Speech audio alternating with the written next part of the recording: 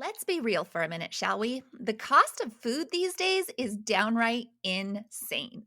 And that's scary for all of us, but especially frustrating when you're wanting to commit to a healthier lifestyle, but it honestly feels like you might have to take out a second mortgage just to afford your grocery bill. Is there really a way to eat healthy and keep your food budget in check? I say yes, and in today's episode, my goal is to prove it to you. Welcome to the Feel Better, Live Free podcast brought to you by Thinlicious. I'm your host, Ruth Sukup, and here we'll talk about everything from the science of weight loss to practical tips for making your health a priority in the midst of a busy life. It's a little bit nerdy, a little bit funny, and a little bit revolutionary. So buckle up, friend, because it's about to get real.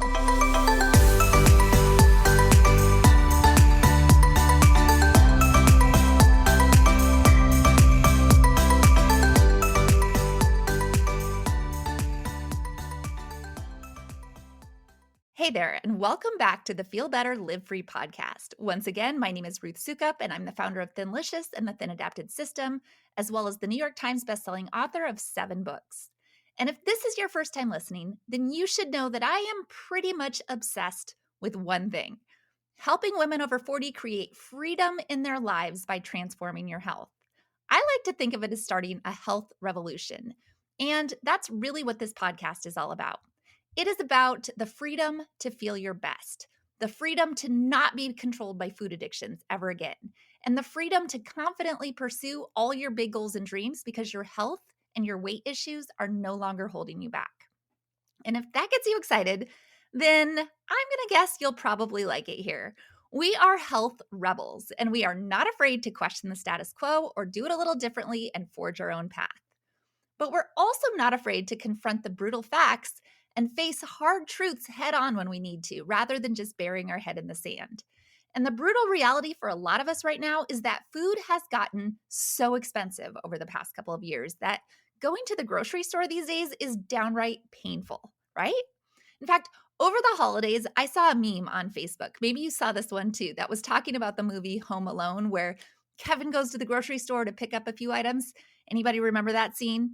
In the movie, he pays $19.83 for milk, orange juice, a loaf of bread, some TV dinners, saran wrap, laundry detergent, toilet paper, and fabric softener. What? That same haul cost $44 last year and a whopping $73 this year. That's how much the prices for everything have gone up. Suffice to say, it's not just in your head. The cost of food is a huge deal right now for everyone.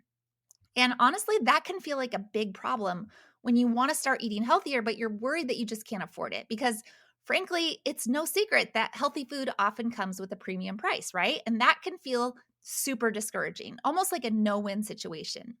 And if this is something that you're struggling with right now, then I guess I'll start by letting you know that I have some good news and I have some bad news. I'll start with the bad news first.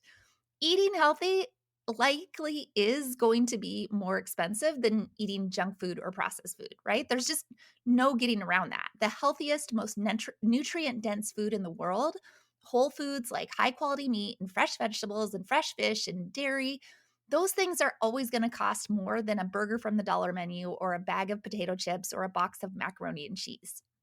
And honestly, I think that's probably the way it should be, right? When you really stop and think about it, it's actually kind of shocking, even with the higher prices, how cheap most of the food at the grocery store is, especially when it's made with super low quality ingredients that have been heavily processed and are full of chemicals and preservatives. The fact that you can buy a hamburger for $1 or a bag of chips for $2 or a 2-liter bottle of soda for 99 cents is actually kind of mind-blowing when you consider all the time and energy and resources that went into producing that food.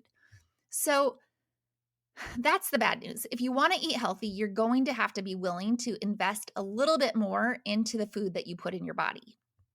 But here's the good news. It doesn't have to break the bank, truly.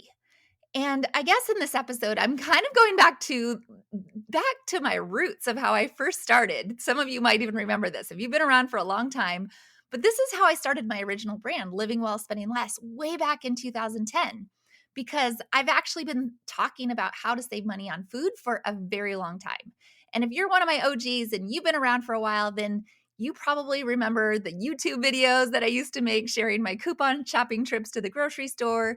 And you can even find my original series, The Beginner's Guide to Coupons, on the Living Well Spending Less blog. And while these days I don't actually use a lot of coupons, since most of the coupons that are available are for highly processed foods that I would rather avoid, there are still a lot of strategies that I have learned over the years for saving money on food that absolutely still apply and can help you save a lot of money on your groceries so that eating healthy feels a little more doable and a little more sustainable. That's exactly what we're going to be talking about in today's episode because honestly, the journey to lose weight and to get healthy can be hard enough without the added pressure of trying to figure out how to afford it, right? The effort that it takes to start to change your habits and the learning that is required to truly understand the science of what different foods are doing to your body and how it all affects your hormones, and then the mindset work that's required to overcome food addiction and the emotional eating and all the other stuff. So maybe if we can just make this one little piece feel more practical and doable, that will just make everything easier. At least that's my hope. But like everything else in life, success in this area is going to start with your mind, right? It's going to start with the thoughts and the stories that you decide to tell yourself about money and whether it is actually worth it to invest in eating the right things. Because the reality is that ultimately we value what we pay for, and we spend money on the things that we value. James Frick once said, "Don't tell me where your priorities are. Show me where you spend your money, and I'll tell you what they are." I've heard someone else say it a different way. If you want to know someone's priorities, look at their bank statement and their schedule. Because it's true, right? If something really matters to us, we will find a way to pay for it or make the time for it. And so that's ultimately the mindset you have to start with, asking yourself, does this actually matter to me? Does my health truly matter? Does living a long, healthy life free from preventable diseases and inflammation and pain and chronic fatigue actually matter to me? Does getting off all of my medications matter to me? Does being around for my kids and my grandkids actually matter to me? Does feeling good matter to me? If the answer is yes, then you have to make this a priority in your life because, as Dr. Edie likes to say, you could either pay the farmer now or pay the doctor later.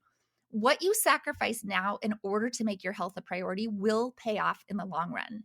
It is literally the best investment that you can make in yourself. The healthiest, most nutrient-dense foods on the planet are full of the things that your body needs to thrive. Vitamins and minerals and antioxidants and healthy fats and enzymes and probiotics and so much more. And when you start feeding your body all these amazing nutrients, you will be amazed at how much better you feel and how much more energy you have and how so many of the aches and pains that used to just be a normal part of your everyday life start to disappear.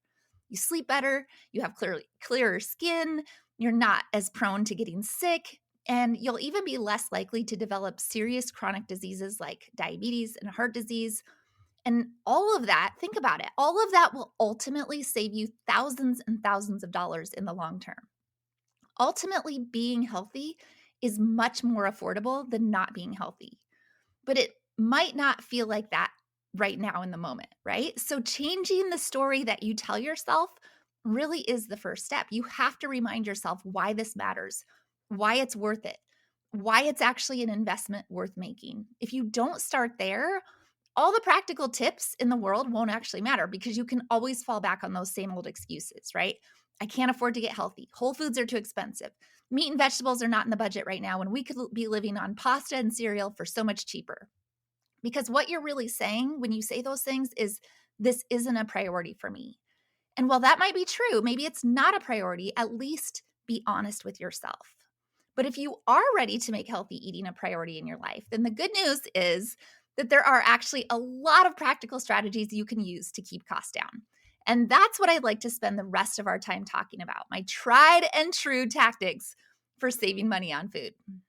So the first tip that I have for you is probably a little bit obvious, but it's something that I think most of us don't always do a very good job of, and that is to actually use the food that you buy.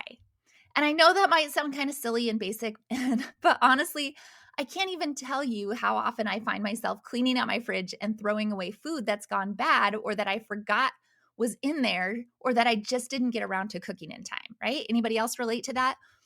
It's such a waste of money, and yet it's something that so many of us do on a regular basis. In fact, food waste is a huge problem in the United States, with the average American throwing away between 20 and 25% of all the food they buy, right? 20 to 25%. It's almost a quarter. And think about that. If you could just reduce your grocery bill by 25% by using all the food that you buy, that's a huge savings right there. And honestly, it's a crazy number to me when you think about how many people are struggling to put healthy, nutritious food on the table for their families. And I will be brutally honest here and tell you, before I met my husband Chuck, I used to be a lot more wasteful about food and really just about things in general. But my husband Chuck has this big thing about waste, right? He hates waste of any kind. It literally drives him crazy. He has this theory that he'll be happy to sit down and tell you all about it. But he has this theory that when we die, we're all going to have to show up to heaven with the pile of garbage that we generated over our lifetime and actually account for all the waste that we created. And so he cannot stand it when we waste anything, right? And so over the last 20 years that we've been together, he has really like brought me along on that. He's made me so much more aware of this natural tendency that I have, that I guess our whole culture has, to be extremely wasteful. And if this is something that you struggle with too, then I would say that the first step in saving money on your grocery bill is just to start to be more mindful and intentional about actually using the food that you buy. And that sometimes means planning your meals in advance and making a shopping list and only buying what you know you'll actually eat. It also means being realistic about how much food you and your family can actually consume in a week and not buying more than you need, or getting better at eating leftovers.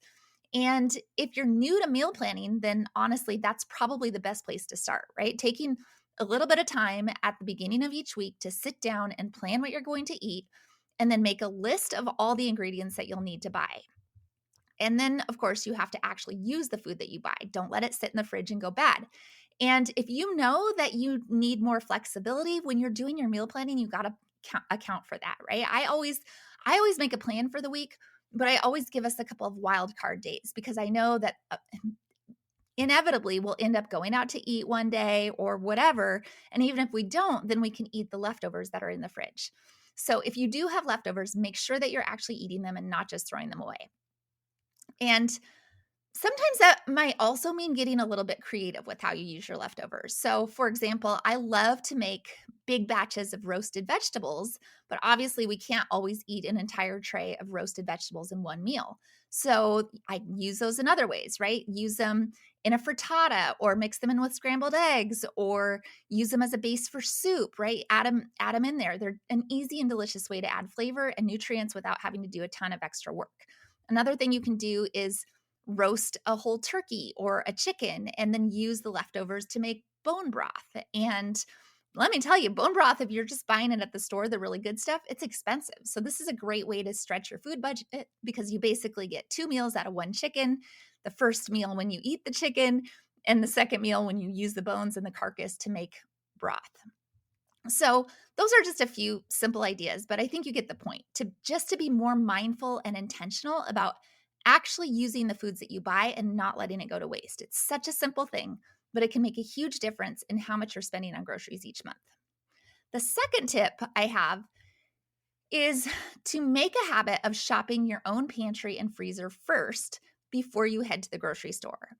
And this is very related to the first one, right? And it might also sound a little bit obvious too, but it's something that I didn't honestly used to do very well. I would just make my shopping list and head to the store, and I'd buy all the things and come home that I realized that I already had a lot of those things already in my pantry or my freezer. I just didn't remember, right? It was such a waste of time and money.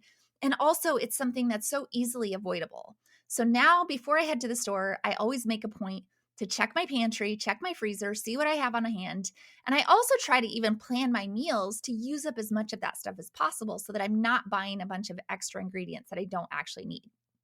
And honestly, it's amazing how much that simple little thing can save you, especially if you're actually making an effort to eat the things that you already have on hand. So if you've got a lot of frozen vegetables in your freezer, you can plan to use those for several meals in a row, or even for an entire week.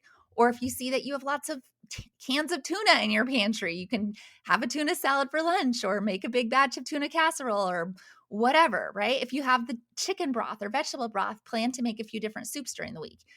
You get the idea, but just be more mindful of what you already have on hand and then make a plan to actually use that stuff up before you go to buy more. Simple thing, but it can make a huge difference. Third tip goes straight back to my days as an extreme couponer, where I learned the biggest secret of the grocery industry that very few people understand. You ready for it? Here's the deal. Everything goes on sale at the grocery store. Everything does, at least eventually. And not only that, most foods go on sale in a regular rotation about once every 6 to 8 weeks on average. And so that means that over time, if you are smart and strategic about when you buy your foods, you can literally slash your grocery bill by as much as a third or more simply by stocking up on foods you buy when they are on sale so that you have enough to last you until you go on sale again. Basically, you make it your goal to always buy your food when it's at the lowest possible price, aka the rock bottom price, and then you buy enough to last until it goes on sale again. And if you're already planning your meals around what you have in your freezer in your pantry, like we talked about a minute ago, then this works out really well. You basically have your own mini grocery store at home, already stocked with the foods that you eat most, full of food that you bought when it was at its cheapest. You with me so far? So let's use a little example to make this make sense. So let's say real butter is something that you use a lot of because, well, we need more healthy fat in our diet, right? But in case you haven't noticed lately, real butter is expensive these days. Oh my goodness. I don't know how much it is by you, but here in Florida, it's something like $6 or $7 a pound now for butter, which is just insane to me, right? When it's regular price, it is crazy expensive. But every so often, every couple of months, butter goes on sale. And here in Florida, we have a store called Publix, which is known for its weekly BOGO sales, buy one, get one free, right? So when butter goes BOGO, you better believe that we stock up like crazy because we go through a lot of butter. And typically we will buy enough to last until the next time it goes on sale and maybe even just a little extra just in case, because we know that we can keep it in the freezer and it's not going to go bad. You can basically keep it indefinitely if you have a freezer. So instead of buying 2 pounds of butter to last the week, we'll buy 16 pounds of butter or 20 pounds of butter at half off. And we only ever pay $3 a pound for butter. And let me tell you something else. If the Challenge brand butter goes on sale, then we're doing even better because every box of Challenge butter has a coupon in it for 55 cents off, which means that we can get each pound of butter for just $2.45 since you can use the coupon on the free item also. Now, $2.45 for a pound of butter instead of $6 is a huge savings, right? If you multiply that by 104, which is probably how many pounds of butter my family uses over the course of the year, you're then saving $369.20 over the course of a year on just one item, right? That's huge. $369 on just one thing. Now think about how much you could save if you applied that same tactic to every single thing that you buy. Meat, chicken, cheese, eggs, vegetables, dairy products. Starts to add up pretty fast, right? I promise you that there is almost nothing that you buy, even healthy whole foods, that don't go on sale at least once in a while, and more than likely goes on sale regularly, right? You're just buying it at the wrong time, right? When you need it instead of when it's the cheapest. It's basically just a different way of shopping. And you have to kind of wrap your brain around it, right? Instead of making your meal plan, then making your grocery list, then going to the store and buying what you need, the process looks a lot more like looking at what you have on hand, making a meal plan to utilize as much of those items as possible. Then when you go to the grocery store, stocking up on the foods that you normally eat that are on sale. And again, it might not feel like you're saving a bunch of money in the short term, but over time, if you start to do this consistently, you will actually spend a lot less on groceries as long as you're actually using what's in your pantry and freezer and not letting food go to waste. So it all works together. You got it? I know, it's a lot. Told you I was going right back to my roots.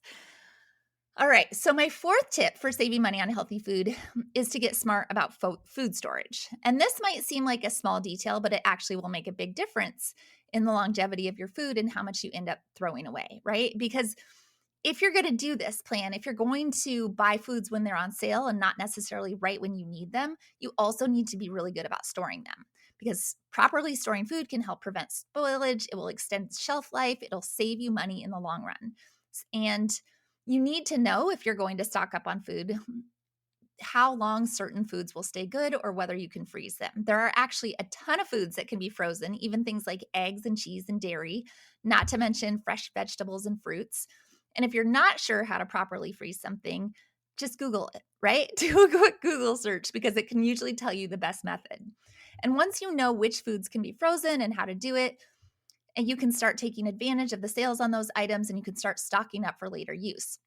But just be sure to label your containers, label your freezer bags with the date so that you know when they were frozen, so that you can use the oldest items first, right? Just have a system and start to put together a system for this. You may also want to consider investing in a vacuum sealer or quality food containers to help keep your food really fresh and avoid freezer burn. Or if you don't already have one, get a second refrigerator or a freezer. Facebook Marketplace, honestly, is full of people giving them away for like literally either free or really, really cheap. People don't know what to do with their extra refrigerators. And so you can get really good deals all the time on there. Don't forget to properly label and rotate your food so that you're always using the oldest items first. This is really important because you want to make sure that you're not just, freezing something, but then all the other stuff is getting lost in the abyss of your freezer. That ends up being a lot of waste. So you do have to be very intentional about this, but when you're smart about food storage, it can save you a lot of money as well. Fifth tip to save money on groceries is to skip the grocery store and go straight to the farm.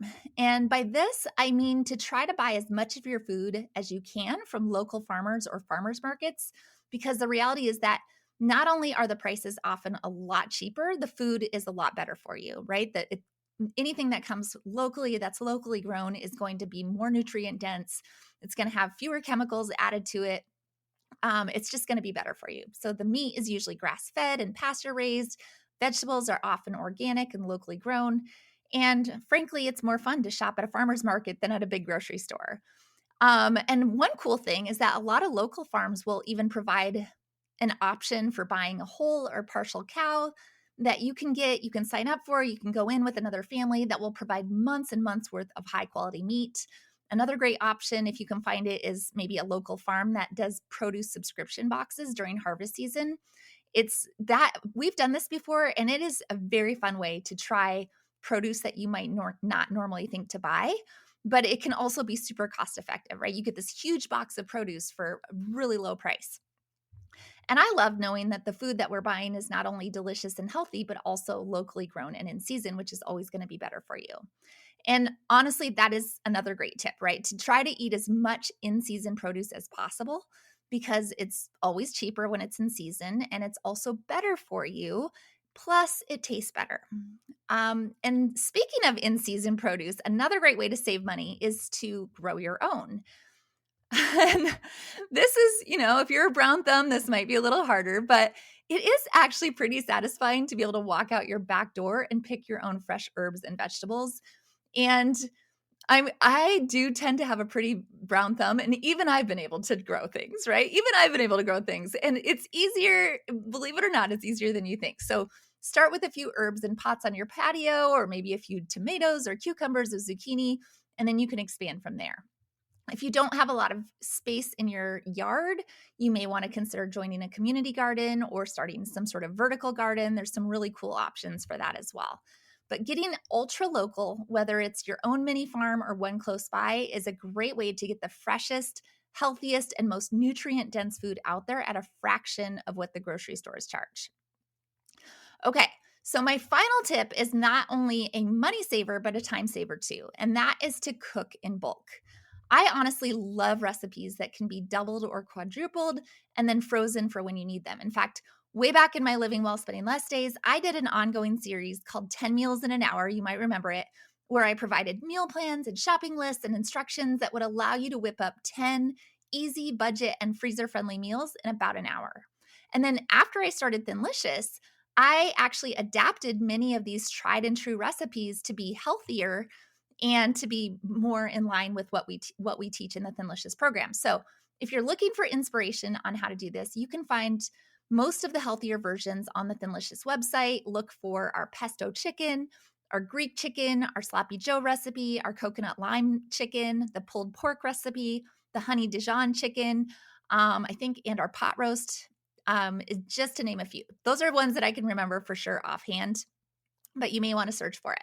But this is such a great option for when you find a great deal on chicken or on ground beef or pork, and you just want to have something on hand for busy nights when you might be tempted to order takeout, right? When I find chicken on sale, I love to do a big batch on the grill, right? I will cook like, I don't know, 12 chicken breasts all at the same time. I brine them for half an hour, and then I throw them on the grill. I season them, then I throw them on the grill, let them cool, and then I slice it up to have on hand for all sorts of things, like our buffalo chicken casserole. Caesar salad is great to throw some chicken on there.